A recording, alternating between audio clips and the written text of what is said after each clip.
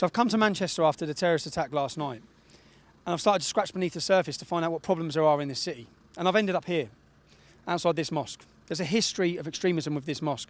Now, where I'm standing now, within a stone's throw, a 2-mile radius of where I'm standing now, there's been 16 men who have died or been imprisoned for fighting for ISIS. 16, just in a 2-mile radius of this part of the city, not the whole city, just this city. Out of one city across the UK.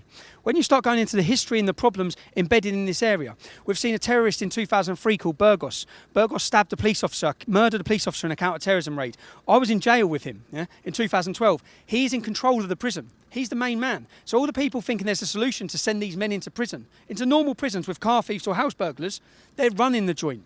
They're in there living a complete halal life, recruiting and radicalising more and more people. It's not solving our problem. We've seen Andy Burnham, who's the MP for this area. Andy Burnham is on record sitting with an extremist organisation called MEND. This organisation believe that Al-Qaeda are a myth. This is the MP. This is the mayor of Greater Manchester, who's organising a peace vigil today, works and cooperates with Islamic radicals. How can he be claiming he's going to solve the problem? The Justice Secretary for the Labour Party took £5,000. £5,000 off an Islamic radical group. They are in bed with them. Our politicians have sold us out. They're working hand in hand with radical extremists. And what you saw last night is the end outcome of that. Years and years and years of radicalisation extremism that our politicians have allowed to happen, that continues to happen. And the outcome now is our children are being killed. They're being killed. If they're not being raped and destroyed in Rochdale, Rotherham, they're being butchered and maimed in city centres, outside concert halls.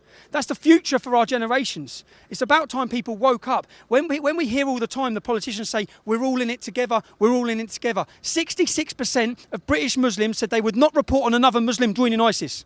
Why is that? Because the Quran says that if they side with a non-Muslim, they will end up in hell. It comes back to the ideology again. It comes back to the ideology. You have over 100,000 British Muslims who have said that suicide bombing is justified. The actions you saw last night, we have 100,000 people who think it's justified. That's 100,000 people who need to leave our country. That's 100,000 people enemies. When you see these communities and you see these houses, you think this is a British community, or you might have British Muslims. They are enemy combatants in these houses. In these houses are enemy combatants who want to kill you, maim you and destroy you. They want to destroy our way of life.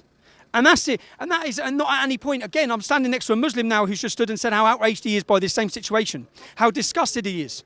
So people are, but that is the problem is Islamic ideology, it's Islamic scripture. That is what, I've stood in the town centre today and I've listened to journalist after journalist after journalist. Not one of them has mentioned the word Islam. Not one of them. The justification and the reason that why this attack has happened, not one of them will even mention why it's happened. Not one of them said it, not one. The M word and the I word. That's it. No one's dare say it. Now that's why we've come up here. I've come up here. People have lost their children. Okay? I haven't come up here. People say, oh, you enjoy it. You're there to push your agenda. My agenda is to stop what happened last night. My agenda is to stop the hate.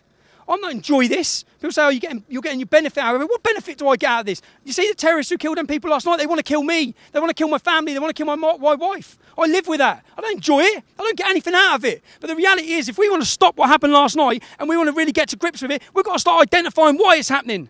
And it's happening because the Quran, in over 100 verses, incites murder and war against us. That's the reality. That's the truth. These are facts. Facts are not hate speech. You may not like the facts. Liberals may not like the facts. You want to blame Tommy Robinson. You want to take it out on us, like it's my fault, like I wrote the Quran, like I incited all these Muslims to join ISIS. We need to wake up to the threat we face. What's happened in Manchester is going to happen again across our country because our politicians are willful, saying we're all holding hands and community cohesion and diversity. No, it's not. It's not working. It will not work.